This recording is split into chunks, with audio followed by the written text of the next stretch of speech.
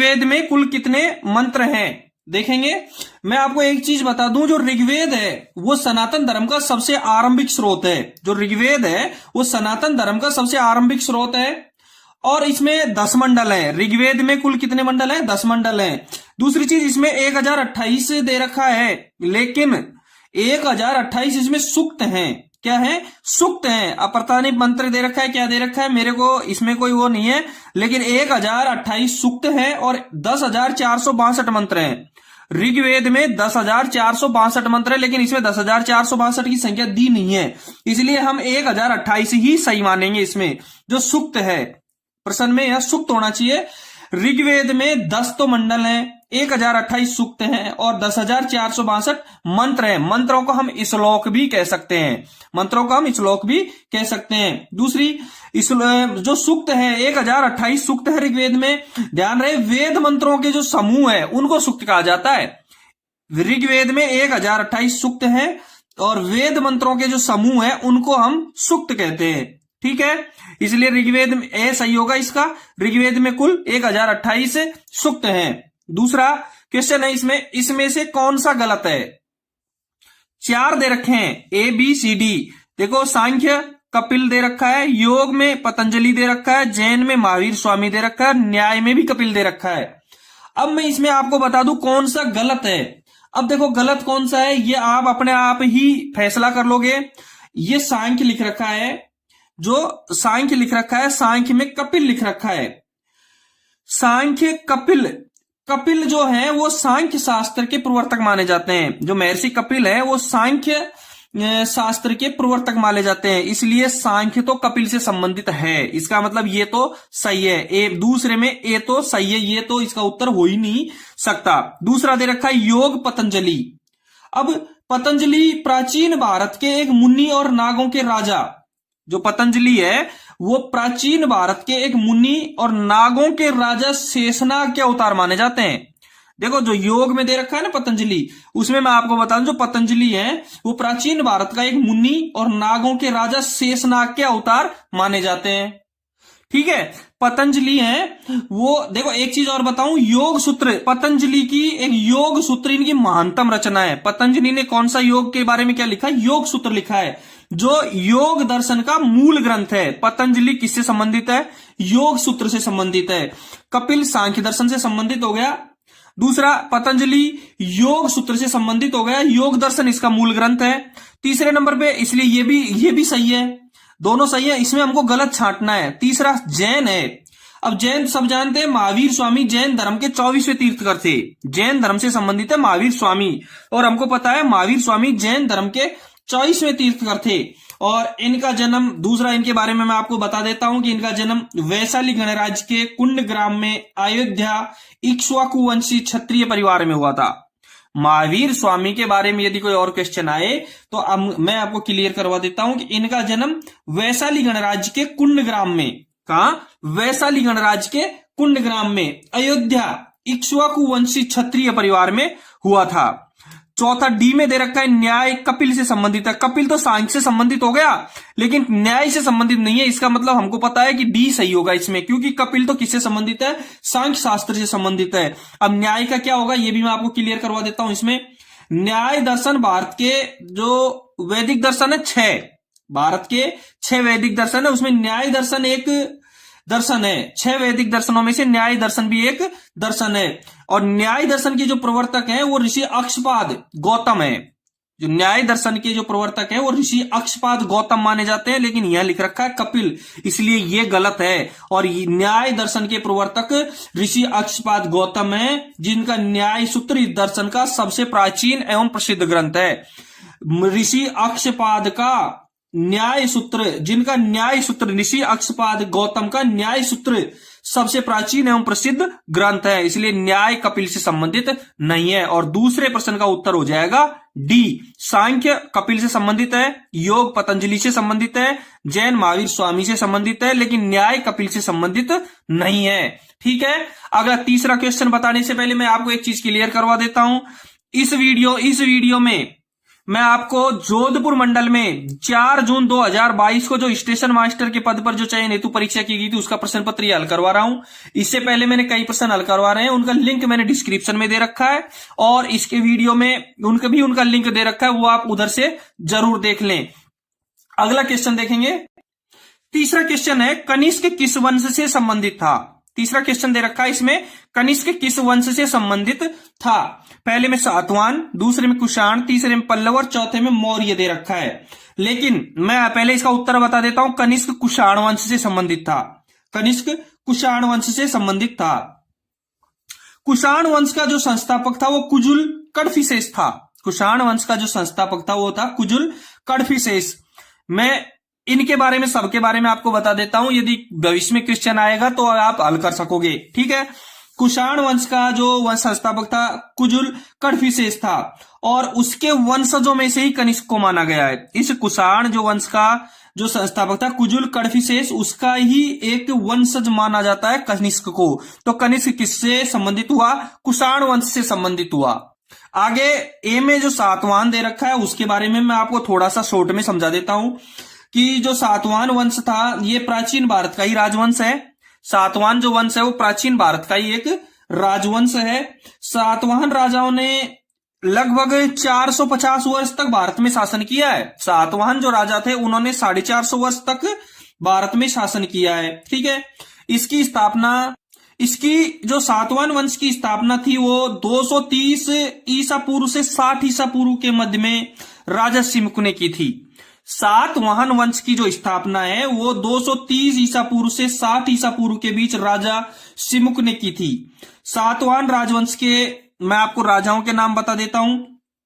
सिमुक, सातकर्णी प्रथम, गौतमी पुत्र सातकर्णी, वशिष्ठी पुत्र पुलुमावी और यज्ञ श्री सातकर्णी इनके प्रमुख राजा थे। जो सातवाहन वंश के जो राजा थे इसकी स्थापना 230 ईसा पूर्व से 60 ईसा पूर्व के बीच राजा सिमुक ने की थी।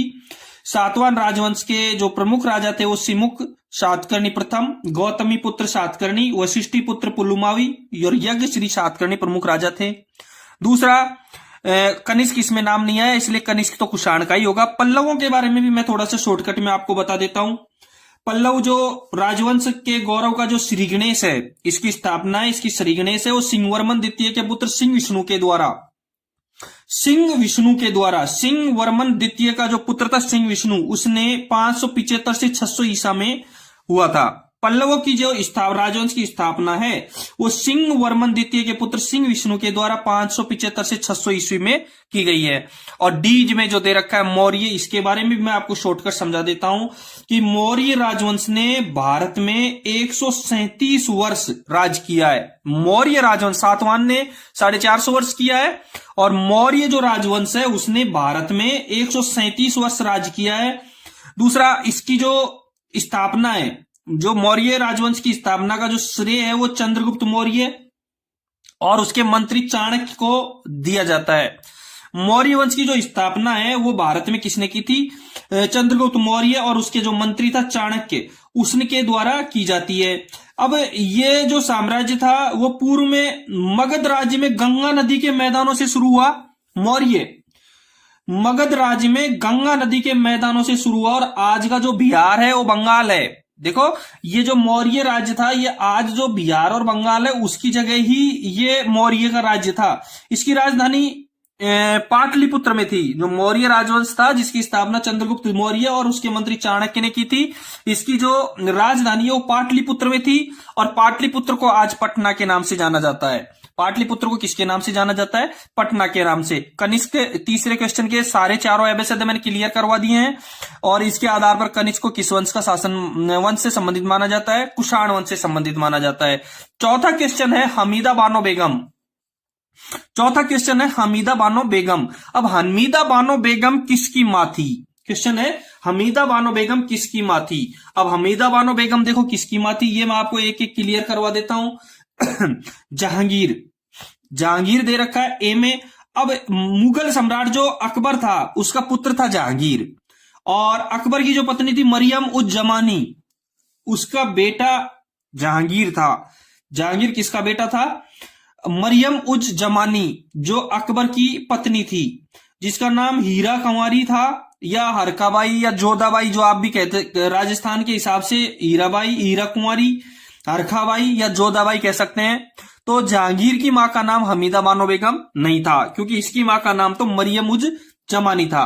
दूसरा दे रखा अकबर। अब सम्राट जो अकबर था वो बाबर का पौत्र था, हुमायूं का बेटा और बाबर का पौत्र। बाबर से शुरू होता है, ये बाबर से शुरू होता है मुगल साम्राज्य। बाबर का बेटा हुआ अकबर, बाबर का जो बेटा था, बाबर का जो बेटा था हुमायूं, हुमायूं का बेटा था अकबर। ध्यान रहे, अकबर मुगल साम्राज्य का संस्थापक जहीरुद्दीन मोहम्मद बाबर का पौत्र था, और नासिरुद्दीन हुमायूं, हुमायूं का पूरा नाम नासिरुद्दीन कहेंगे, नासिरुद्दीन तथा हमीदा बानो बेगम का बेटा था अकबर। यानी अकबर की मां का नाम हमीदा बानो बेगम, जहांगीर की मां का नाम मरियम उज जमानी, और सह में दे रखा है बाबर। बाबर कौन था? बाबर इसका संस्थापक था, जो अकबर का दादा था। और बाबर की मां का नाम, बाबर के पिता का नाम तो उमर शेख मिर्जा था। बाबर के पिता का नाम उमर शेख मिर्जा था। इसका मां का नाम था कुतुलुम निगार खानम। बाबर की मां का नाम था कुतुलुम निगार खानम, पिता था उमर शेख मिर्जा। और उमर शेख मिर्जा की 3 संतानें थी, बाबर की 3 संतानें थी, हुमायूं, कामरान मिर्जा और गुलबदन बेगम। बाबर की 3 संतानें हुई थी, एक हुमायूं हुआ, और हुमायूं का बेटा पता ही है आपको अकबर हुआ, और अकबर का बेटा जहांगीर हुआ। ठीक है, बाबर के 3 संतान हुई, कामरान मिर्जा, गुलबदन बेगम और हुमायूं। चौथा नंबर पे शाहजहां आता है। शाहजहां की मां का नाम, शाहजहां का एक चीज मैं बता दूं आपको कि शाहजहां एक बहादुर, बुद्धिमान और दूरदर्शी शासक था। ये जहांगीर का बेटा था। शाहजहां किसका बेटा था? जहांगीर का बेटा था, और अकबर का पोता था। इसकी मां का नाम नूरजहां था। शाहजहां की मां का नाम क्या था? नूरजहां। और इनके बेटे का नाम, इनके पत्नी का नाम आप जानते ही हो, जिसके लिए क्या बनाया गया है वो आप सबको पता है। इसलिए चौथे प्रश्न का जो उत्तर रहेगा हमीदा बानो बेगम अकबर की मां थी, बी सही रहेगा। ठीक है, 5वां क्वेश्चन देखेंगे, हवा महल का निर्माण किसने करवाया? ताजमहल का तो शाहजहां ने करवाया था, हवा महल का बात आती है, हवा महल का निर्माण किसने करवाया? ध्यान रहे, हवा महल का निर्माण महाराजा सवाई प्रताप सिंह ने करवाया है। हवा महल का जो निर्माण है वो सवाई प्रताप सिंह ने करवाया है। सवाई प्रताप सिंह ने 1799 में, हवा महल जयपुर में स्थित है, इसमें बी सही रहेगा। हवा महल का निर्माण किसने करवाया? हवा महल का निर्माण सवाई प्रताप सिंह ने करवाया है 1799 में। हवा महल का निर्माण सवाई प्रताप सिंह ने 1799 में करवाया है। अब एक चीज बता दूं, इसे किसी राजमुकुट की तरह, इसको एक राजमुकुट की तरह सजाया गया है। जो हवा महल है उसको, उसकी बनावट देखोगे आप, कभी जाकर के देखेंगे तो उसको एक राजमुकुट की तरह सजाया गया है। और किसके द्वारा? इसके वास्तुकार लालचंद उस्ता थे, जो राजमुकुट की तरह सजाने वाले, और इसके वास्तुकार थे लालचंद उस्ता। हवा महल के वास्तुकार लालचंद उस्ता थे। ठीक है, 5वें क्वेश्चन का उत्तर रहेगा बी, सवाई प्रताप सिंह। अब 6ठे नंबर पे अपन लेते हैं तो क्वेश्चन आता है, एग्जाम वॉरियर्स पुस्तक के लेखक कौन है? इससे पहले मैं आपको एक बार बता दूं कि वीडियो आपको अच्छा लगे तो लाइक और शेयर जरूर करना, कमेंट्स बॉक्स में इसके संबंधित जरूर कमेंट करें। दूसरी चीज, यदि आप चैनल पे अभी नए हैं तो एक बार चैनल को सब्सक्राइब जरूर करना। मैं समय समय पर गणित और विभागीय परीक्षाओं के प्रश्न पत्र हल करवाता रहता हूं, आप जरूर सब्सक्राइब करें। इसका 6ठा क्वेश्चन देखेंगे। ज्यादातर मेरे इस चैनल पर आपको पुरानी परीक्षाओं के प्रश्न पत्र ही हल मिलेंगे। बाकी गणित के पेपर भी मैं हल करवाता रहता हूं, प्रश्नावली हल करवाता हूं, उनका लिंक भी मैंने सब डिस्क्रिप्शन में दे रखा है, वो आप इधर से देख लेना। 6ठा क्वेश्चन है, एग्जाम वॉरियर्स पुस्तक के लेखक कौन है? एग्जाम वॉरियर्स, ये पेपर 4 जून 2022 को जोधपुर डिवीजन में हुआ है, स्टेशन मास्टर के पद के लिए। एग्जाम वॉरियर्स पुस्तक के लेखक कौन है? और सबको पता है एग्जाम वॉरियर्स पुस्तक के लेखक हैं, इसमें दे ही नहीं रखा है, कमलेश डी पटेल, सत्य नंडेला, शशि थरूर, और इनमें से कोई नहीं। और ये सबको पता है एग्जाम वॉरियर्स के लेखक हैं श्री नरेंद्र मोदी, प्रधानमंत्री हैं। और इसमें क्या लिखा गया है ये भी मैं आपको क्लियर करवा देता हूं। जो एग्जाम वॉरियर्स पुस्तक है उसमें नरेंद्र मोदी ने अपनी मासिक रेडियो कार्यक्रम, जो मंथली जो रेडियो पे कार्यक्रम देता है उसके बारे में चर्चा है। मन की बात में परीक्षा तनाव पर, मन की बात दे रखी है, परीक्षा तनाव पर छात्रों को जो प्रधानमंत्री की जो सलाह है उसका संकलन है। देखो, एग्जाम वॉरियर्स पुस्तक नरेंद्र मोदी की लिखी गई है। इसमें आपको बता दूं, मासिक रेडियो कार्यक्रम मन की बात और परीक्षा तनाव पर छात्रों को जो प्रधानमंत्री की सलाह है उनका संकलन है। एग्जाम वॉरियर्स में मासिक रेडियो कार्यक्रम मन की बात और परीक्षा तनाव पर छात्रों को जो प्रधानमंत्री की सलाह है उनका उल्लेख दिया गया है, उनकी सलाह का जो संकलन है। दूसरी चीज, इस पुस्तक का जो विमोचन है वो पूर्व विदेश मंत्री सुषमा स्वराज ने किया है। जो ये पुस्तक है एग्जाम वॉरियर्स पुस्तक, एग्जाम वॉरियर्स जो पुस्तक है उसका विवेचन किसने किया है? विदेश मंत्री सुषमा स्वराज ने किया है। जो पूर्व विदेश मंत्री है सुषमा स्वराज उसने किया है। अब मैं इन तीनों में एबीसी में जो दे रखा है आपको आगे के एग्जाम के लिए मैं बता दूं, इनके बारे में भी थोड़ा थोड़ा हिंट बता देता हूं। मैं शॉर्टकट में बताऊंगा। कमलेश डी पटेल ये एक लेखक है, कमलेश डी पटेल भी एक लेखक हैं। सत्य नडेला ये विश्व की एक प्रमुख सॉफ्टवेयर कंपनी जो माइक्रोसॉफ्ट है। सत्य नडेला कौन है? ये एक जो सॉफ्टवेयर कंपनी है अपनी माइक्रोसॉफ्ट, इसके प्रमुख कार्यकारी अधिकारी सीईओ नियुक्त किए गए हैं। जो सत्य नडेला सॉफ्टवेयर माइक्रोसॉफ्ट कंपनी के सीईओ हैं। दूसरा आगे सी में दे रखा है शशि थरूर। और शशि थरूर तो एक लोकसभा के सांसद थे 2008 से, जो केरल के थिरुवनंतपुरम से लोकसभा के सांसद रहते हैं। शशि थरूर 2008 से लोकसभा के सांसद है केरल के थिरुवनंतपुरम से। ठीक है, क्लियर हो गया आपका छठा question. Exam warriors Narendra Modi का है। मासिक रेडियो कार्यक्रम मन की बात और परीक्षा तनाव पर छात्रों को जो प्रधानमंत्री की सलाह है उसके बारे में ये किताब लिखी गई है। इसका विमोचन पूर्व विदेश मंत्री सुषमा स्वराज जी ने किया है। अब सातवां क्वेश्चन देखेंगे। वन जीन वन एंजाइम का विचार किसने दिया? वन जीन वन एंजाइम का विचार किसने दिया है? ए में दे रखा है वीडल एंड टेटम, बी में डार्विन, सी में सुब्रमण्यम और डी में नेपियर। क्लियर है? एक जीन एक एंजाइम ये सिद्धांत वीडल एंड टेटम ने दिया है। वीडल एंड टेटम ने दिया है। एक जीन एक सिद्धांत, ये सिद्धांत बीडल ने वन जीन वन एंजाइम का विचार किसने दिया? वीडल एंड टेटम ने। अब जो इसमें दे रखा है तीनों ए बी सी डी में जो दे रखा है इनके क्लियर मैं थोड़ा सा करवा देता हूं आपको, शॉर्टकट बता देता हूं कि डार्विन का कौन सा सिद्धांत था। देखो डार्विन का नाम है चार्ल्स डार्विन। इसने क्रम विकास के सिद्धांत का प्रतिपादन किया है। चार्ल्स डार्विन है, उसने क्रम विकास के सिद्धांत का प्रतिपादन किया है। चार्ल्स डार्विन ने क्रम विकास के सिद्धांत का प्रतिपादन किया है। दूसरा सुब्रमण्यम चंद्रशेखर एक खगोल शास्त्री थे। सुब्रमण्यम का पूरा नाम सुब्रमण्यम चंद्रशेखर है और सुब्रमण्यम चंद्रशेखर एक खगोल शास्त्री थे। डी में दे रखा है नेपियर के बारे में मैं आपको बताऊं तो जॉन नेपियर एक स्कॉटिश गणितज्ञ थे। जो जॉन नेपियर का पूरा नाम रहेगा जॉन नेपियर, ये एक स्कॉटिश गणितज्ञ थे और इन्होंने लघु गणक की खोज की है। लघु गणक के कारण ही ये फेमस हुए हैं। जो जॉन नेपियर थे वो स्कॉटिश गणितज्ञ थे, लघु गणक की खोज के कारण ही ये बहुत प्रसिद्ध हुए हैं। तो अगला क्वेश्चन देखेंगे 8 नंबर का क्वेश्चन। इससे पहले मैं बता दूं एक बार चैनल को सब्सक्राइब जरूर कर देना। 8वें नंबर का जो क्वेश्चन है उसमें है गोबर गैस में मुख्य क्या है? 8वें नंबर के क्वेश्चन में गोबर गैस में मुख्य क्या है? मैं बता दूं गोबर गैस, बायोगैस को गोबर गैस के नाम से भी जाना जाता है। गोबर गैस को हम बायोगैस भी कह सकते हैं। जो बायोगैस है वही गोबर गैस है। और बायोगैस में ये क्या है? जानवरों और पौधों से जो कार्बनिक कचरा होता है उसके माध्यम से, उसके अपघटन के माध्यम से उत्पन्न होती है। जो बायोगैस है, जो गोबर गैस है, वो जानवरों और पौधों से जो कार्बनिक कचरे के अवायवीय अपघटन होता है उसके माध्यम से ये उत्पन्न होती है।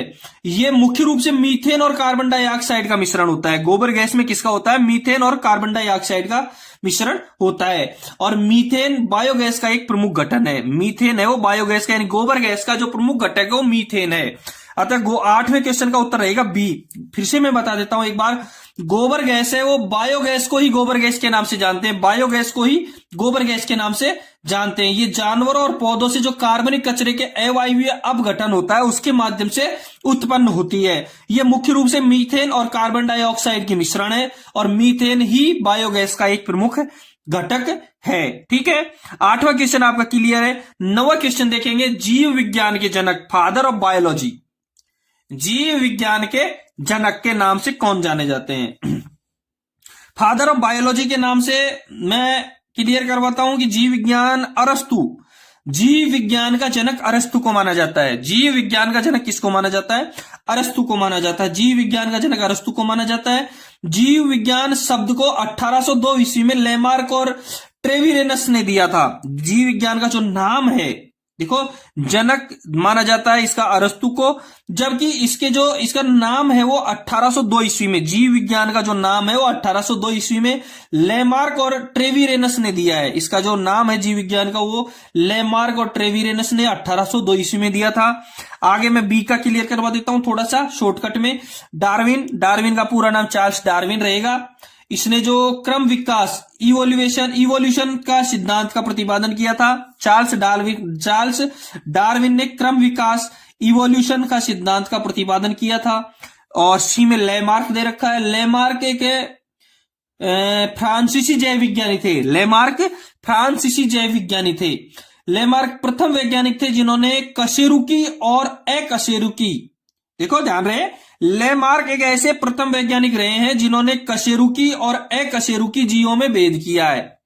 लेमार्क एक ऐसे प्रथम वैज्ञानिक हैं जिन्होंने कशेरुकी और अकशेरुकी जीवों में भेद किया और सर्वप्रथम इनवर्टिब्रेट शब्द का उपयोग किया है। लेमार्क ने इनवर्टिब्रेट शब्द का प्रयोग किसने किया? सर्वप्रथम लेमार्क ने किया।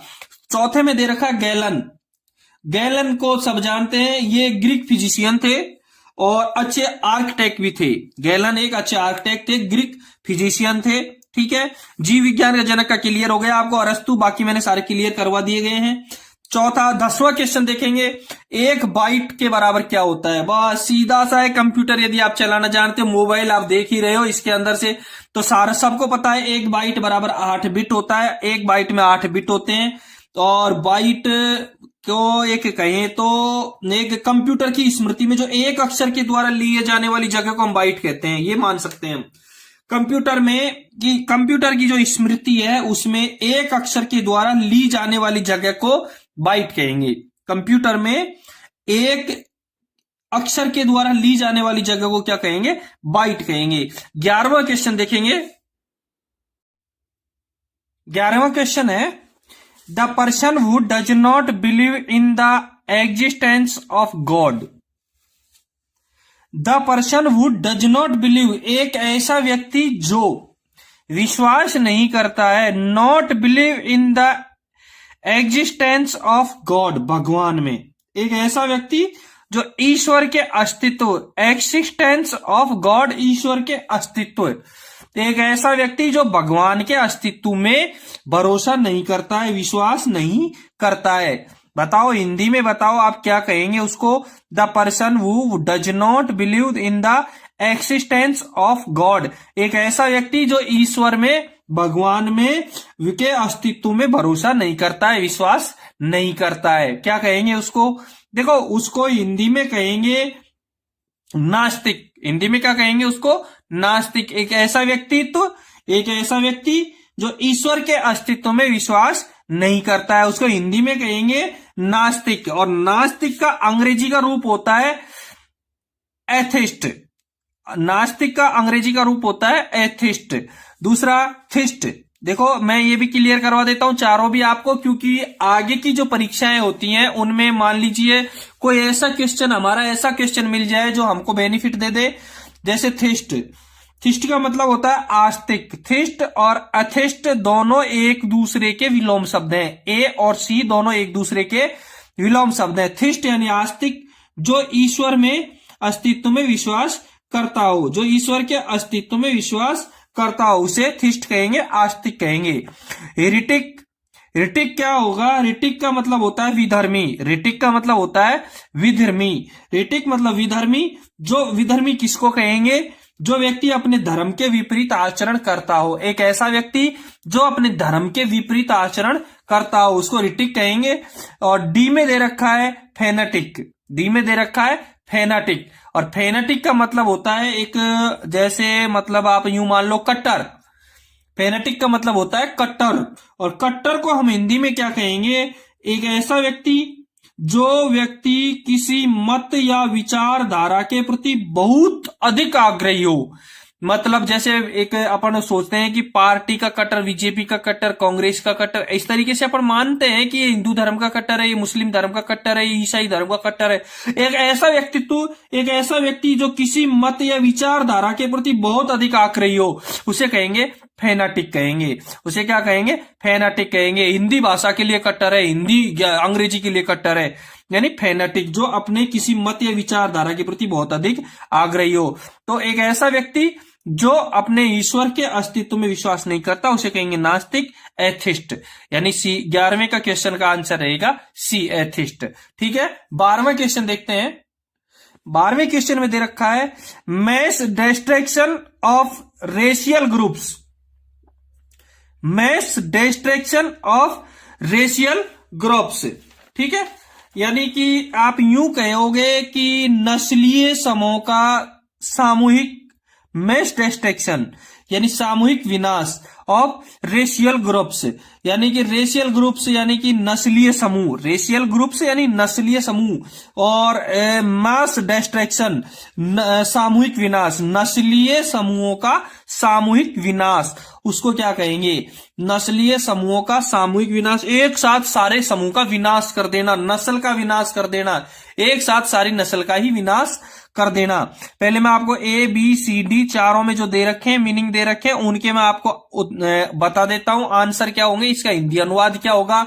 एक चीज मैं बता दूं आपको, मेरे द्वारा इस चैनल पर वोकैबुलरी का भी वीडियो अपलोड किए गए हैं, वोकैबुलरी भी मैंने क्लियर करवाई है, वो भी आप देख लेना, इससे अंग्रेजी सॉल्व करने में बहुत सहूलियत रहेगी। ठीक है, देखो मेटरसाइड, मेटरसाइड का मतलब होता है मातृ हत्या।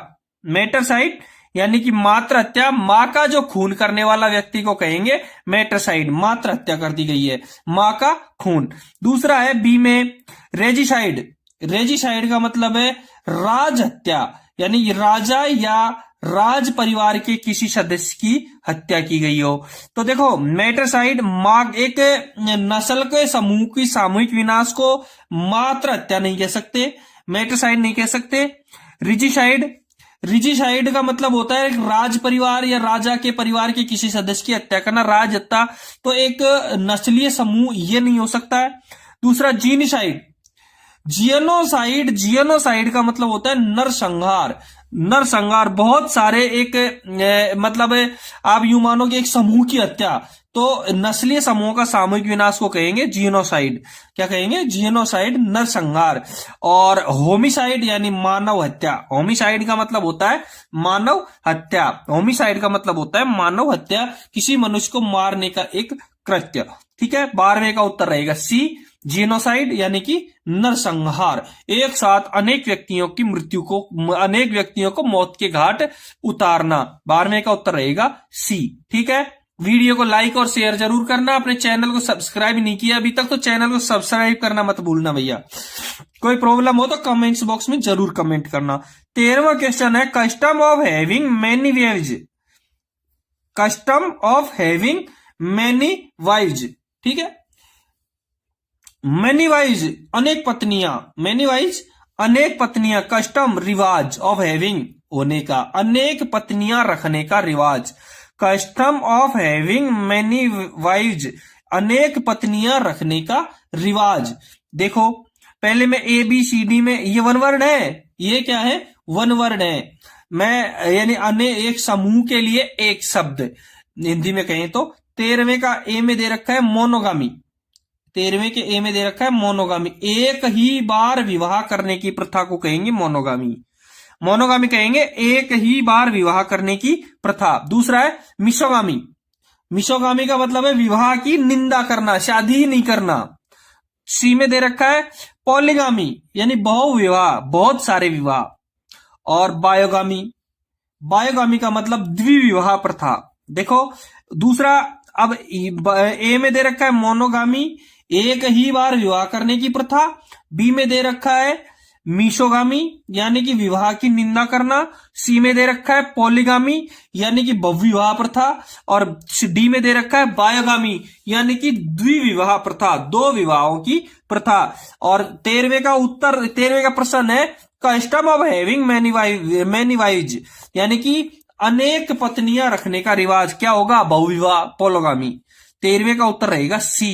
13वें का उत्तर रहेगा सी उत्तर रहेगा। ठीक है, 14वें क्वेश्चन देखेंगे और 14वें क्वेश्चन को हल करने से पहले एक इंस्ट्रक्शन दिया गया है कि क्वेश्चन नंबर 14 से 18 pick the right meaning of the following items and phrases. ठीक है, यानी कि आपको आइटम्स और फ्रेजल्स, ठीक है, लोकोक्ति या और मुहावरे ये दिया गया है, इनको छांटना है।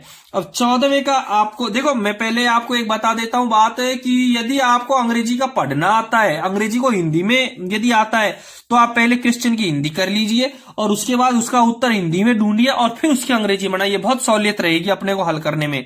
ठीक है, मैंने अंग्रेजी कई क्लास अपलोड की है, वो भी आप जरूर देख लेना, उनको देखना मत भूलना। ठीक है, अब देखेंगे दूसरी बात है कि समय समय पर डिपार्टमेंटली पेपर में लेके आता हूं, वो आप जरूर देखें। यदि आपके पास हो तो मेरे को व्हाट्सएप जरूर करना।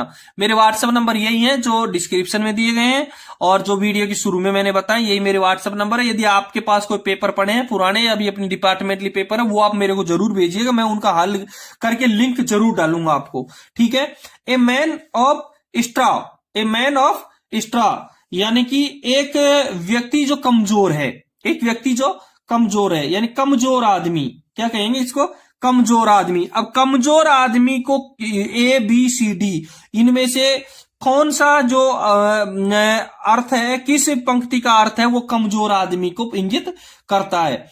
ए में दे रखा है a man with no means, एक व्यक्ति जिसके पास कोई साधन ही नहीं है। एक व्यक्ति, a man with no means, एक व्यक्ति जिसके पास कोई साधन ही नहीं है। दूसरा है ए जनरस मैन, एक जनरियस मैन, एक उदार आदमी, एक जनरियस मैन, जनरल आदमी, एक जनरल आदमी, एक उदार आदमी। ठीक है, सी में दे रखा है ए मैन ऑफ कैरेक्टर, एक चरित्र का आदमी, क्या दे रखा है सी में, एक चरित्र का आदमी। और डी में दे रखा है a man of no substance, एक व्यक्ति जो जिसका कोई तथ्य नहीं है, सारे नहीं है, एक व्यक्ति जिसका बिना पदार्थ का आदमी, बिना पदार्थ का, सबस्टेंस का मतलब होता है पदार्थ, यानी कि ऐसा व्यक्ति जिसका कोई तथ्य नहीं है, कोई सारे नहीं है, वो आदमी ही कमजोर आदमी कहलाएगा। यानी कि ए मैन ऑफ स्ट्रॉ, कमजोर आदमी किसको कहेंगे, मैन ऑफ नो सब्सटेंस, एक बिना पदार्थ या बिना तथ्य का या बिना सार का व्यक्ति को कहेंगे ए मैन ऑफ स्ट्रॉ। ठीक है, 14वें क्वेश्चन का डी आंसर सही रहेगा।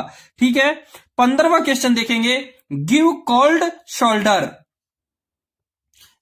यानी कि गिव देना, कोल्ड शोल्डर एक तरीका में इसका लोको मुहावरे का इसका है, तो जानबूझकर किसी की उपेक्षा करना या किसी के साथ अवैध तरीके से व्यवहार करना। गिव कोल्ड शोल्डर इसका अर्थ होता है जानबूझकर किसी की उपेक्षा करना या किसी के साथ अवैध तरीके से व्यवहार करना। अब मैं इसके में ए बी सी डी में जो दे रखे हैं उसके आपको अर्थ बता देता हूं, क्या क्या अर्थ है। शिवर यानी कपकपी, शिवर का मतलब होता है कपकपी, शिवर का मतलब होता है कपकपी होता है। ठीक है, कपकपी सर्दी के लिए जानते हो, तो सर्दी के लिए तो इस लोकोक्ति का अर्थ यह दिया गया नहीं है। कोल्ड मीट यानी ठंडा मांस, इसका मतलब ये नहीं है। टू इग्नोर अनदेखी करने के लिए, आप देख लीजिए यहां। और टू सपोर्ट समर्थन करने के लिए, सपोर्ट के लिए तो मतलब होता है समर्थन करना, और इग्नोर के लिए एक होता है अनदेखी करने के लिए। गिव कॉल्स और जानबूझकर किसी व्यक्ति की उपेक्षा करना, यानी कि हमको पता है लेकिन हम उसकी उपेक्षा कर रहे हैं, अनदेखी कर रहे हैं, हम उसकी क्या कर रहे हैं, उपेक्षा कर रहे हैं, अनदेखी कर रहे हैं। हमको पता है लेकिन हम उसकी क्या कर रहे हैं, अनदेखी कर रहे हैं, यानी कि उपेक्षा करना। तो टू इग्नोर अनदेखी करना, किसी के साथ अवैध तरीके से व्यवहार करना, इग्नोर करना, उसकी तरफ देखना ही नहीं, अनदेखी करना। तो सी 15वें का उत्तर रहेगा, सी उत्तर रहेगा टू इग्नोर। 16वां क्वेश्चन देखेंगे, do not mix with the bad hats, do not mix with the bad heads, यानी कि आप बैड हेड्स, इसमें अंडर जो बोल्ड अक्षर में लिखा है बैड हेड्स, इसका अर्थ ज्ञात करना है बस हमको। बैड हेड्स का मतलब होता है एक मतलब बैड या बुरा हेड्स यानी टोपा या एक दुष्चरित्र व्यक्तित्व, बद चलन आदमी। बैड हेड्स का मतलब होता है एक दुष्चरित्र व्यक्ति या बदचलन आदमी, एक ऐसा जिसका चरित्र सही नहीं है, बदचलन आदमी, और चलन चाल चलन ठीक नहीं है, उसको कहेंगे बैड एड्स। अब चारों में ABCD मैं बता देता हूं आपको। ए में दे रखा people of bad character, people of bad character, एक ऐसा व्यक्ति जिसका बुरा चरित्र हो। बस हो गया क्लियर। बैड एड्स दुष्चरित्र, दुष्चरित्र व्यक्तित्व। बदचलन आदमी, एक ऐसा व्यक्ति जिसका कैरेक्टर सही नहीं है। पीपल ऑफ बैड कैरेक्टर, एक ऐसा व्यक्तित्व जो बुरे चरित्र के व्यक्तित्व के लिए। पीपल सेलिंग बैड एड्स, एक व्यक्ति जो खराब टोपी बेचता है। लेकिन हम तो लोकोक्ति मुहावरे पढ़ रहे हैं, टोपी बेचने से कोई मतलब ही नहीं है, तो बी तो इसका आंसर रहेगा ही नहीं। पीपल ऑफ पुअर स्टेटस, गरीब स्थिति के लोग, इसका भी कोई मतलब नहीं रहेगा। पीपल विद बैड हेड्स, एक ऐसा व्यक्ति जो खराब टोपी वाला हो। नहीं, बैड हेड्स का मतलब होता है दुष्चरित्र व्यक्ति या बदचलन आदमी, तो और इसका मायने में अर्थ है सही मायने में पीपल ऑफ बैड कैरेक्टर, यानी एक ऐसा व्यक्ति जो बुरा चरित्र वाला व्यक्ति। कौन सा व्यक्ति? बुरा चरित्र वाला। 16वें उनका आंसर रहेगा ए, 16वें क्वेश्चन का आंसर रहेगा ए। 17वां क्वेश्चन देखेंगे आप। The inspector was cot red handed, red handed underline कर रखा है, लाल हाथों वाला, यानी कि रंगे हाथों, लाल हाथों वाला, रंगे हाथों। दरोगा रंगे हाथों पकड़ा गया। The inspector was cot red handed, दरोगा रंगे हाथों पकड़ा गया। तो रेड हैंडेड का मतलब होता है रंगे हाथ। अब देखेंगे इसमें अर्थ किसका बैठता है सही। फाउंड विद हैंड्स टाइड, हाथ बंधा हुआ मिला। नहीं, रंगे हाथ में हाथ बंधा हुआ मिला नहीं होता, इसका अर्थ होता ही नहीं है, सेट ही नहीं बैठता है।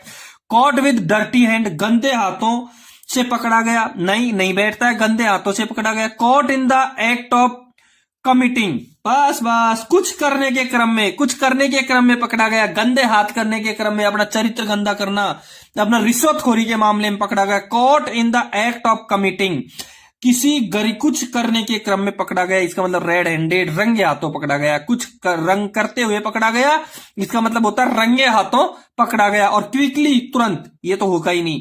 17वें का उत्तर रहेगा C, caught in the act of committing, यानी कि कुछ करने के क्रम में पकड़ा गया।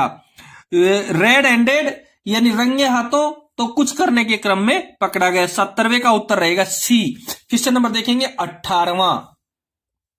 18वें क्वेश्चन में लिखा गया है he was murdered in cold blood, ठंडे खून में उसकी हत्या कर दी गई थी। कोल्ड ब्लड, ठंडे खून में। अब ठंडा खून, देखो कई बार हम एक व्यक्ति तो दूसरे व्यक्ति को कहते हैं कि ये तो गर्म खून का आदमी है, ये तो बहुत, इसका खून तो बहुत ठंडा है, खून खोलता ही नहीं है। ठीक है, खून खोलता ही नहीं है। अब देखेंगे आप 18वें के जो क्वेश्चन ऑप्शन दे रखे हैं, ऑप्शन का मैं एक बार अर्थ बता देता हूं आपको। थॉटलेसली यानी बिना सोचे समझे, थॉटलेसली बिना सोचे समझे, बिना सोचे समझे। कूली आराम से। डिलिबर्टली, डेलिबर्टली जानबूझकर, डेलिबर्टली जानबूझकर। अनफीलिंगली बेवजह, बस। He was murder in cold blood, उसने बेवजह ही मर्डर कर दिया। अनफीलिंगली, अनफीलिंगली बेवजह उसने ठंडे खून में उसकी हत्या कर दी गई थी। He was murder in cold blood, बिना वजह ही उसने उसकी हत्या कर दी। तो अनफीलिंगली, बिना वजह, किसका उत्तर रहेगा? अनफीलिंगली, डी आंसर इसका सही रहेगा। मैं एक बार वापस आपको इसका ऑप्शन के अर्थ बता देता हूं। थाउटलेसली बिना सोचे समझे, कुली आराम से, डिलिबर्टली डेलिबर्टली जानबूझकर, और अनफीलिंगली बेवजह। ठीक है, 18वें का उत्तर रहेगा डी, अनफीलिंगली। और क्वेश्चन नंबर अगला देखेंगे, 19वां क्वेश्चन देखेंगे। उससे पहले मैं आपको एक बार फिर से बता दूं, चैनल को सब्सक्राइब नहीं किया है तो अपने चैनल को एक बार जरूर सब्सक्राइब करें। 19वें का उत्तर है, 19 से लेकर के 21 तक क्या दे रखा है। In each of the following question find the correctly spelled word. सारे क्वेश्चन में ABCD में जो ऑप्शन दे रखे हैं उसमें एक मीनिंग सही दे रखी है। एक मीनिंग क्या दे रखी है? सही दे रखी है।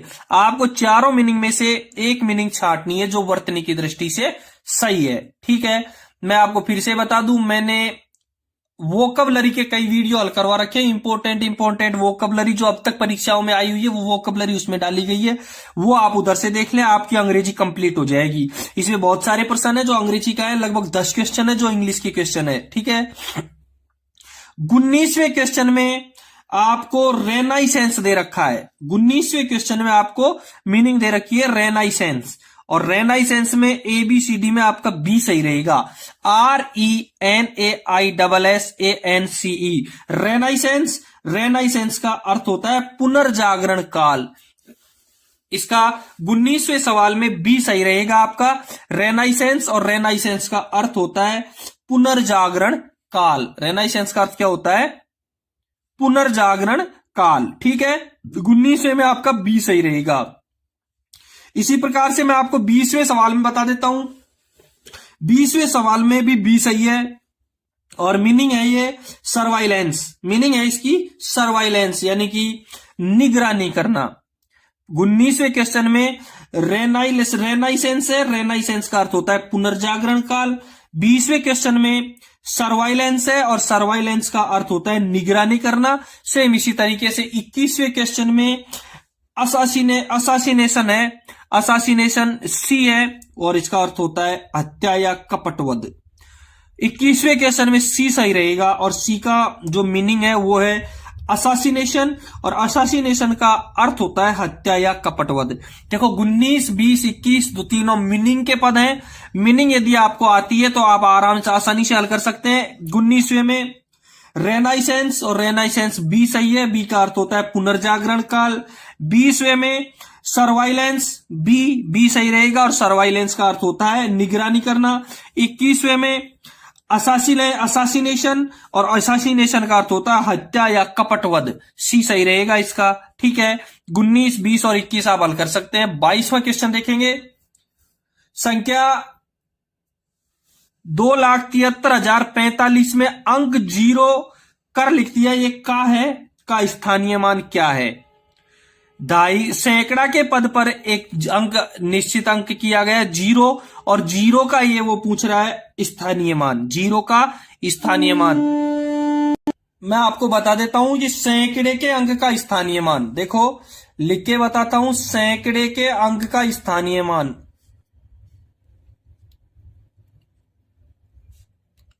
सैकड़े के अंक का स्थानीय मान ज्ञात करने के लिए क्या रहेगा? सैकड़े का अंक गुणा 100।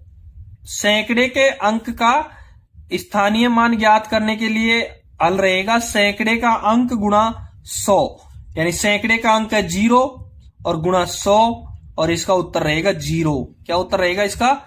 0। 22वें का उत्तर रहेगा बी। 22वें का उत्तर रहेगा बी। अगला क्वेश्चन देखेंगे 23वां। 23वां क्वेश्चन से पहले अपने चैनल को एक बार सब्सक्राइब जरूर कर दें। देखिए 23वां क्वेश्चन। 23वां सवाल है, इनमें से कौन सी संख्या 12 से पूर्णतः विभाज्य है? इनमें से कौन सी संख्या 12 से पूर्णतः विभाज्य है? अब मैं आपको एक बात बता दूं कि 12 एक संख्या है जो किन किन संख्याओं से मिलकर के बनी है। ऐसी कौन कौन सी संख्या है जिनको गुणा करने पर 12 आया है? 4 और 3। कौन सा? 4 और 3। अब हमको यह देखना है कि इन संख्याओं में से ऐसी संख्या हो जिसमें 3 का भी भाग जाता है और 4 का भी जाता है। 3 का भी जाता है और 4 का भी जाता है। ठीक है, अब एक दिन एकदम ऐसा देखेंगे 4 की भाजकता का नियम क्या होता है और 3 की भाजकता का नियम क्या होता है। 4 की भाजकता का नियम है कि संख्या के इकाई का अंक और दाई के अंक दोनों को मिला करके यदि उसमें 4 का भाग जाता है तो संख्या 4 से पूर्णतः विभाजित होती है। 32 में 4 का भाग जाता है, 88 में जाता है, 16 में जाता है और 44 में जाता है। चारों में 4 का भाग जाता है। अब दूसरी शर्त पे आते हैं।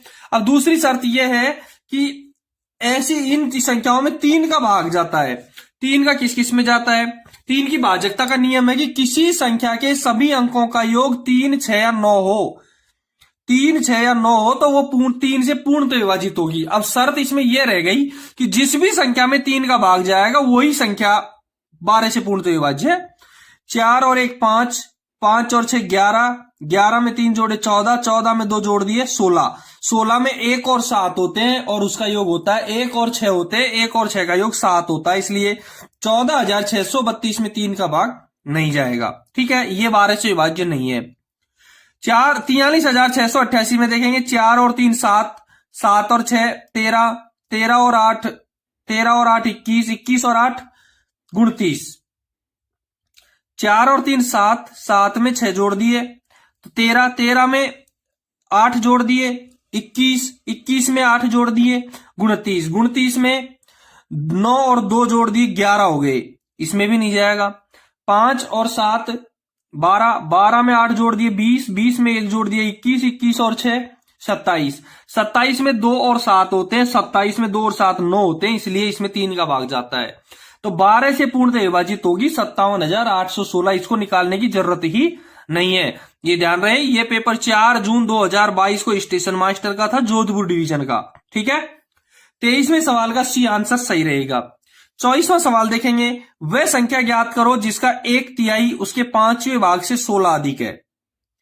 ऐसी संख्या ज्ञात करनी है जिसका 1/3, जिसका संख्या का, जहां का आ गया वहां गुणा का चिन्ह, 1/3 उसके 5वें भाग से 16 अधिक है। देखेंगे इसको, वह संख्या, माना वह संख्या, 24वां सवाल है, माना वह संख्या x है, x का 1/3, इसका 1/3 x गुणा 1/3, ठीक है, उसके 5वें भाग से 16 अधिक है, इसका 5वां भाग x/5 से 16 अधिक है, जिससे अधिक है उसी में जोड़ दो इसको।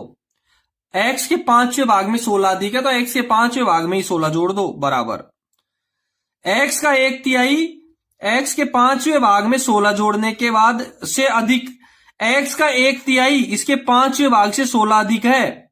ठीक है, x को 1 से गुणा किया, x/3 बराबर x/5 प्लस 16। ठीक है, x/3 और x/5, x/5 इधर जाएगा तो माइनस का हो जाएगा, x/3 माइनस x/5 बराबर 16। ठीक है, 3 का और 5 का एलसीएम लेंगे 15, 3 पंजे 15, 5 को 1 से गुणा करेंगे 5x माइनस 5 3 15, 3 को 1 से गुणा करेंगे 3x, 5x माइनस 3x बराबर 16। 5 में से 2 चले गए, कितने, 5 में से 3 चले गए 2x, और 16 गुणा 15, तो x बराबर 16 गुणा 15/2, 8 2 का भाग 16 दिया 8, 15 8 के 120। वो संख्या कितनी होगी, 120। संख्या कितनी होगी, 120। 24वें का आंसर रहेगा 120, ए सही रहेगा। 24वें में क्या सही रहेगा, ए सही रहेगा। ठीक है, वह संख्या जिसका 1/3 x का 1/3 x गुणा 1/3 बराबर 5वें भाग से 16 अधिक 5वां भाग x/5 प्लस 16। x को 1 से गुणा किया, x/3 x/5 प्लस 16, यूं का यूं, x/5 इधर है उधर जाएगा माइनस का हो जाएगा, तो x/3 माइनस x/5 बराबर 16। 3 का और 5 का एलसीएम आ गया 15, 3 का भाग 15 में दिया 5 आ गए, 5 को x से गुणा किया 5x माइनस 5 का भाग 15 में दिया 3, 3 को x से गुणा किया 3x बराबर 16। 5x में से 3x गए तो 2x बच गए, 16 15 यहां में, वहां जाके गुणा का चिन्ह में हो जाएगा, 16 गुना 15 तो x बराबर 16 गुना 15/2, 2 का भाग 16 में दिया 8 आ गया, 8 को 15 से गुणा कर दिया 120 आ गया। 24वें क्वेश्चन का आंसर हो गया 120। 25वां क्वेश्चन देखेंगे, 2 अंकों का योग 25, 2 अंकों का योग 25 है तथा अंतर 13 है, इन अंकों का गुणनफल ज्ञात करना है। 2 अंकों का योग 25 है, अंतर 13 है, इन अंकों का गुणनफल। बहुत सरल सवाल है, देखेंगे इसको। 25वां सवाल है, 2 अंकों का योग, यदि x को और y को जोड़ते हैं तो 25 आता है, और x में से y को घटा देते हैं तो 13 आता है। ये 2 समीकरण हो गए, इसको हम एक समीकरण कहेंगे, इसको हम दूसरा समीकरण कहेंगे। ठीक है, समीकरण 1 x प्लस वाई बराबर 25, समीकरण 2 x माइनस वाई बराबर 13। दोनों को जोड़ दो समीकरणों को, दोनों समीकरण जोड़ेंगे तो y ऊपर का प्लस का है, नीचे का y माइनस का, कट गया, x और x कितने हो गए, 2x हो गए, 15 23 में 25 में 13 जोड़ देंगे तो 38 हो जाएगा। बताओ समझ में आया, x और x जुड़ गए, 2x बराबर 38, तो x बराबर 38/2 19, x का मान 19 हो गया, एक संख्या 19 आ गई, एक संख्या क्या आ गई 19। अब x माइनस वाई बराबर 13, तो 19 में से क्या घटाएं कि 13 आए, सीधा सा तरीका है, x माइनस वाई बराबर 13, चाहे x प्लस वाई बराबर 25, तो x का मान 19 है, 19 में क्या जोड़ेगी 25 आए, या 19 में से क्या घटाएं कि 13 आए। सीधा सा तरीका है, 19 में से 6 घटाओगे तो 13 आ जाएगा। 19 में से कितना घटाओगे, 6 घटाओगे तो 13 आ गया। तो y का x का मान तो 19 हो गया और y का मान 13 हो गया। ठीक है, दोनों का गुणनफल 19 गुणा 6, 19 गुणा 6 19 नाम के 114, 19 9 के 114। 25वें क्वेश्चन का आंसर रहेगा डी 114। बताओ समझ में आया? वीडियो को लाइक और शेयर जरूर करना। यदि आप चैनल पर नए हैं तो एक बार चैनल को जरूर सब्सक्राइब करना। अगला क्वेश्चन देखेंगे 26वां क्वेश्चन। 26वें क्वेश्चन को हल करवाने से पहले मैं बता दूं आपको, मैंने गणित के इस चैनल पर कई वीडियो बना रखे हैं, उनको आप जरूर देखना, जिनमें काफी प्रश्नावली हल करवा रखी है। अभी हल करवाई थी, इससे पहले के वीडियो में डाला है संख्याओं पर आधारित, वो इसमें गणित के क्वेश्चन, ये 10 गणित के क्वेश्चन आए, इनमें सारे के सारे क्वेश्चन जरूर मिलेंगे, उसमें आपको जरूर मिलेंगे, लाभ जरूर मिलेगा। दूसरी बात है, डिपार्टमेंटली क्वेश्चन पेपर हल करवाए हैं, वो डिपार्टमेंटली क्वेश्चन पेपर आपको इसमें लिंक भी दे रखा है। मैंने जो रेलवे की विभिन्न परीक्षाएं हैं उनके पेपर के हल करवा रखे हैं, उनका लिंक जरूर दे रखा है, वो आप जरूर देखना। और यदि आपके डिवीजन में या आपकी रेलवे में उधर कहीं भी किसी भी प्रकार का कोई पेपर हो तो मेरे नंबर है, इसमें व्हाट्सएप जरूर करना, मेरे को मेल आईडी दे रखी है, मेरी मेल आईडी में मेल जरूर करना, मैं आपको उसका हल करके लिंक जरूर भेजूंगा। ठीक है, 26वां क्वेश्चन है, राहुल ने एक रेडियो 15% छूट पर 510 रुपए में खरीदा। कितनी छूट ले ली राहुल ने? 15% की छूट ले ली, और फिर कितने में खरीदा? 510 रुपए, यानी कि दुकानदार ने 510 रुपए में दे दिया उसको। छूट कितनी थी? उसको 15% की छूट थी, यानी कि छूट के बाद में 510 रुपए में खरीदा है। तो उसका अंकित मूल्य क्या था? उसका अंकित मूल्य क्या था, देखेंगे इसको। 26वां क्वेश्चन है, हम यूं मान लेते हैं कि उसका अंकित मूल्य x 100 रुपए था। ठीक है, 100 रुपए की चीज को उसने कितने में खरीद बेच दी? 15% छूट दिया 85 रुपए में। विक्रय मूल्य कितना हो गया उसका? 85 रुपए। समझ में आ रहा है भाई? 100 रुपए की वस्तु को 85 रुपए में बेच दी उसने 15% की छूट देकर के, और प्राप्त कितनी की है उसने? 510 रुपए में मिली है वो उसको कितने में मिली? 510 रुपए में मिली है। ठीक है, यानी कि 85 रुपए जब विक्रय मूल्य है, 100 रुपए का अंकित मूल्य है, तो विक्रय मूल्य कितना है? 85 रुपए। 100 रुपए अंकित मूल्य है तो विक्रय मूल्य कितना है? 85 रुपए। तो 510 रुपए विक्रय मूल्य होगा, तो अंकित मूल्य कितना होगा? काट देंगे इसको, 17 पंजे 85, 17 ते 51, और 5 एकम 5, 6 पंजे 30, 600 रुपए। बताओ समझ में आया क्या? यानी कि अब मैं तुमको दूसरे तरीके से एक चीज समझा दूं कि यदि वो पूरे के पूरे रुपए में देता, यानी कि 100% रेट में देता, तो कितना उसका अंकित मूल्य होता? उसने दिया है उसको 15% छूट में, यानी किसी संख्या का 85%, किसी संख्या का 85% कितना है? 510 रुपए।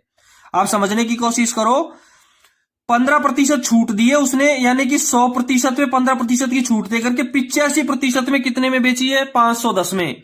तो 100% कितना होगा? 85% कितना है उसका? 510 रुपए। तो 100% कितना होगा? यानी 85% 510 है, तो 100% कितना होगा? 85% 510, तो 100% कितना होगा? तो 510 बटा 85 गुणा 100। वही हल हो गया जो ये हल होना है, 600 रुपए। 85 का 510 में भाग दिया, 6 बार गया, और उत्तर आ गए 600 रुपए। ठीक है, 26वें क्वेश्चन का सी आंसर सही रहेगा।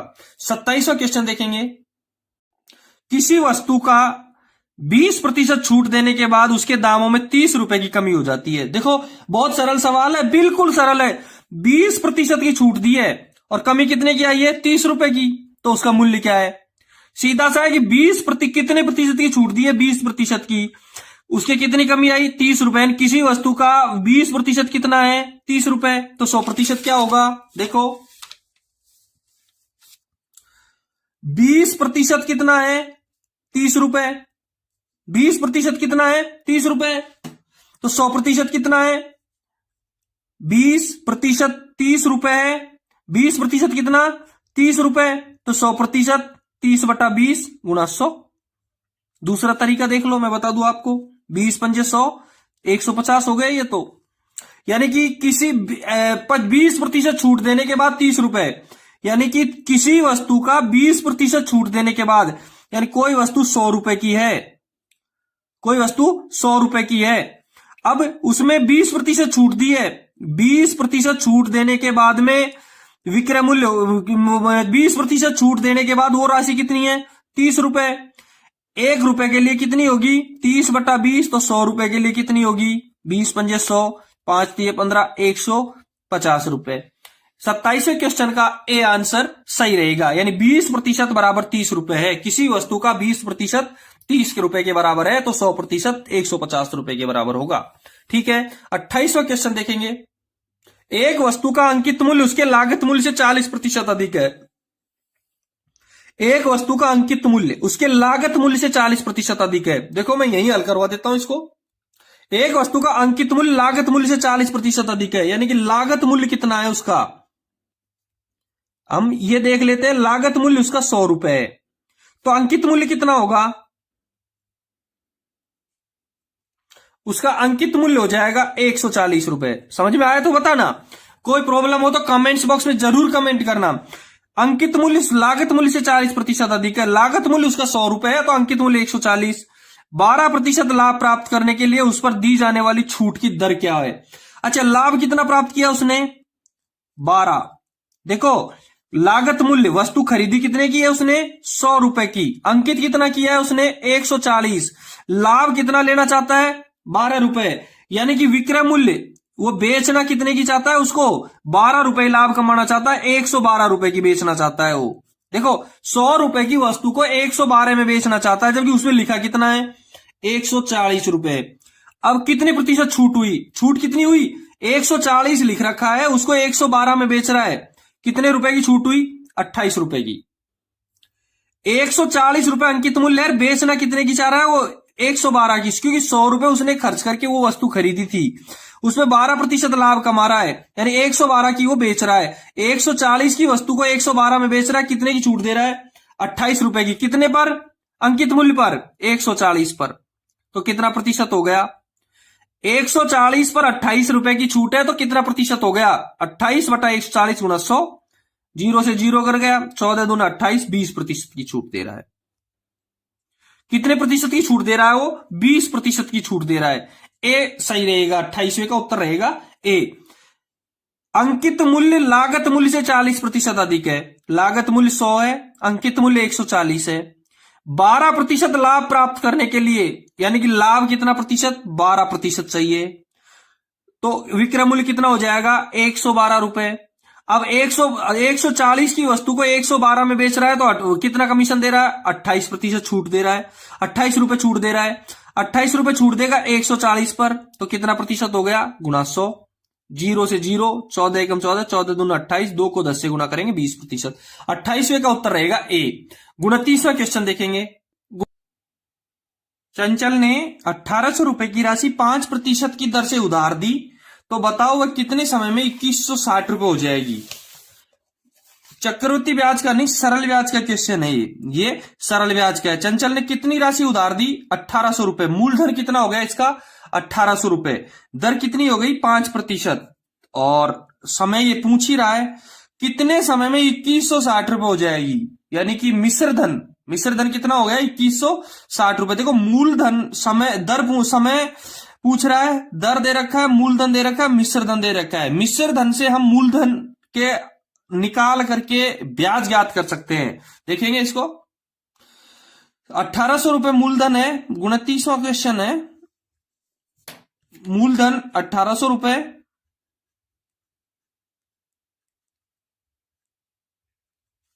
अब 2160 रुपए मिश्र धन है, तो ब्याज कितना होगा?